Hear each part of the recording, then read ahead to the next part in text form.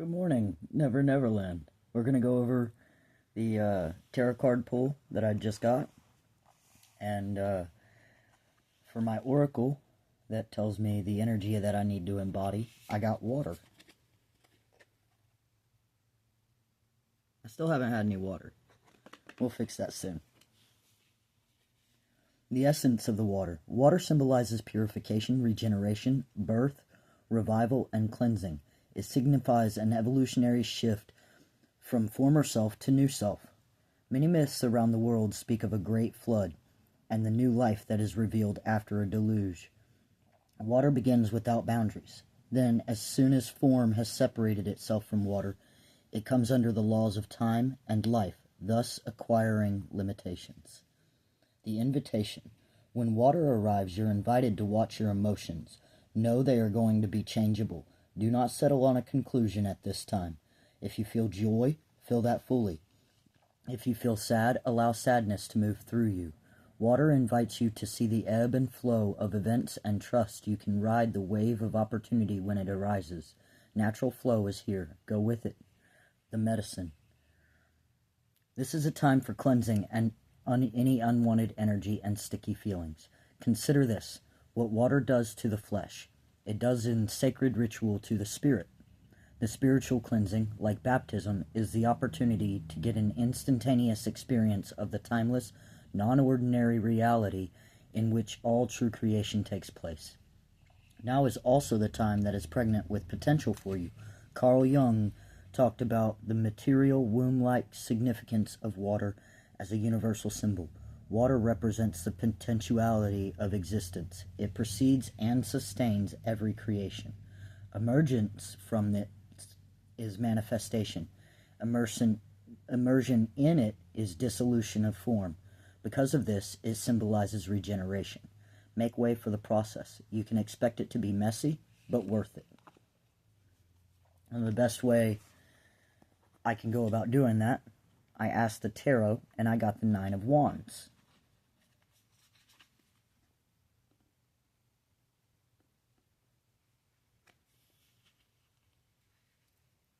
Nine of Wands resembles or represents determination, resilience, defiance, a last defense, the final push, excitement for what's to come, finding motivation in the face of difficulties.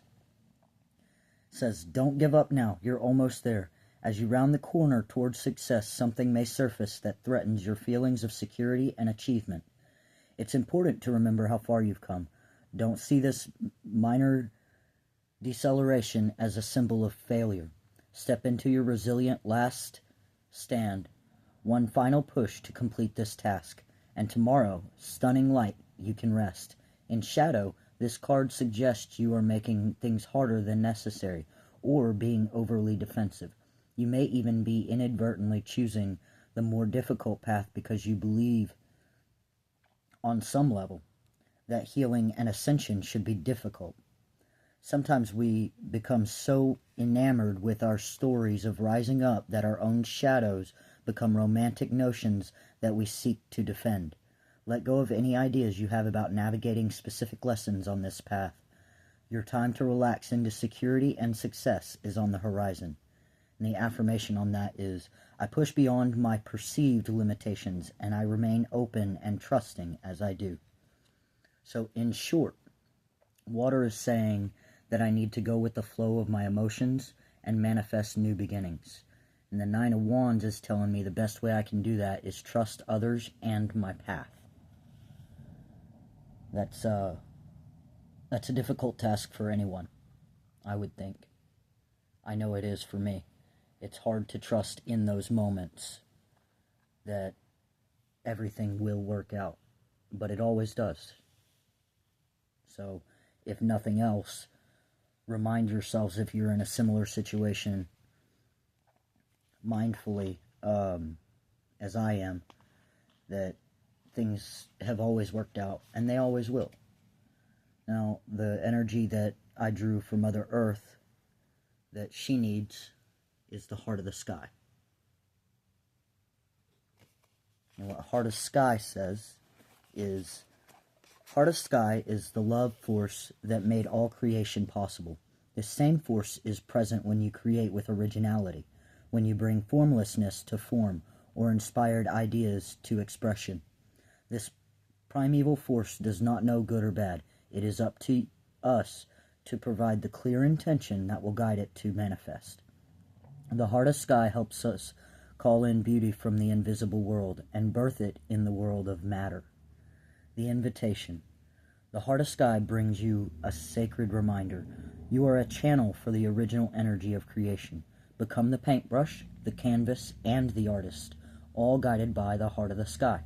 Set your intention ethically and clearly, and allow the universe to take care of the details. The medicine. You may feel responsible for everything and everyone. Perhaps you think you have to do it all alone. That's funny to pull for the Mother Earth. I bet she does feel that way. This takes you into a dark hole where you lose trust in the natural order of the cosmos. Shed your lofty sense of duty and recognize that this is a false prison of your own making. You can open the door and set yourself free in an instant. The best way that tarot says that energy can be achieved or obtained was the Five of Swords.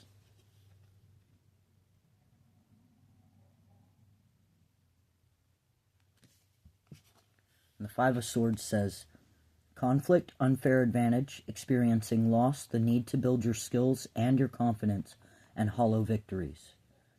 You may have experienced an unexpected loss that has left you a bit sore. Sometimes life just isn't fair, and these inequities can drain our energy for much longer than they need to. Often, it's the fear of failure that does most of the draining. If you are feeling outsmarted or outjousted, remember that one chapter doesn't define you. Wins and losses are both part of the human experience, and the keys to self-improvement lie dormant inside your difficulties. Boost your consciousness, upgrade your skills, and build on this experience. In Shadow, we learn that winning isn't everything, especially when deceit is part of the strategy. The obsessive desire to win can have us stopping at nothing to feel victorious, and in the long run, we risk everything we've built along the way. You may find yourself a few steps backwards after winning if you are not bringing your integrity to the game. And the affirmation on that is, the lessons move me ahead, always. So, to summarize that effectively, what the Heart of Sky says Mother Earth needs is creation. And the Five of Swords says the best way that we can go about doing that is building confidence by upgrading skills. Now for the collective, I drew the blade as to the energy that we all want to embody.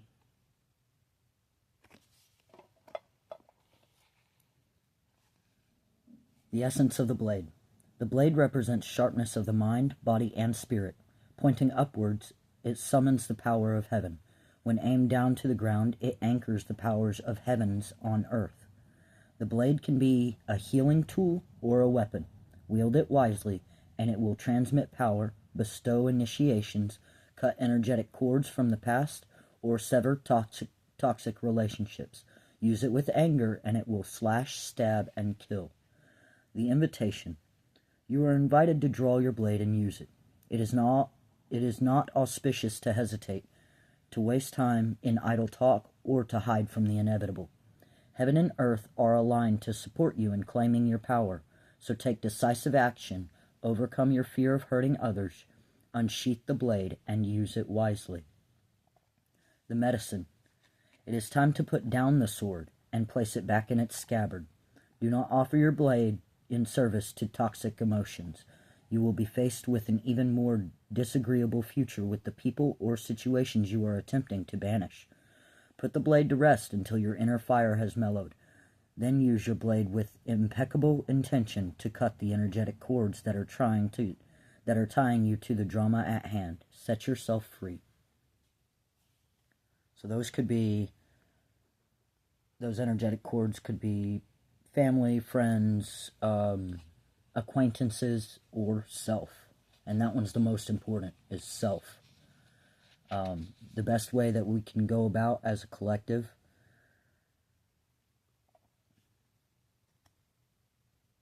obtaining the energy of the blade is with the Eight of Pentacles. And that is mastering a skill as an expert, craftsmanship, the meraki that you put into your work, methodical progress, patience and determination, self-purpose. Patience and determination are the best ways to ensure your success. Mastering this skill takes time and perseverance, and shortcuts are not the best path forward as you build your experience. Remain dedicated to excellence and to developing your unique form. Study, practice, improve, and thrive. Put your meraki, I hope I'm saying that right, your love, your soul, and your energetic essence into your work, and bring it in a consistent, methodical way. Perfect your craft and imbue joy into the repetitive things that you find yourself doing. Find flow in the details, no matter what it is that you find yourself dedicated to. If you know it's time to move on to something more inspiring, find your plan to do so. Consistent action is called for, and often we feel blocked right before we expand into new levels. That's kind of what I was pulled for myself. It's okay to be imperfect as you learn. As you become the master, find joy in self-improvement to help you get there. And the affirmation for the collective on that is, with loving determination, I persevere and I become the person I long to be. So in short, the blade says that we need to each claim our individual power and cut cords mindfully. And that's like the ones holding you back, be it, as I said, friend, family, acquaintance, or self. Cut the cords that are holding you back, but do so mindfully when you're in a mindset that's going to be a positive aspect on that. And the affirmation card that I drew is, I wiggle, jiggle, and shake all my desires awake. On the back it says, oh baby, it's time to move and groove, swing and boogie. Dance, prance, and jive. Shake your bones alive. Jump, skip, and hop. Shimmy and glow. Wiggle and jiggle. Shake, rattle, roll. Rest and repeat to the beat of your shimmering heart. Movement awakens your nervous system and infuses your blood, your tissues, muscles, cells, and hormones with life force energy. It restores balance and opens up the pathway to release blockages and rediscover health and happiness. Your desires are already within. Will you shake them awake? And that goes right back over that reading that I just did. I will catch y'all on the next one. Blessed be.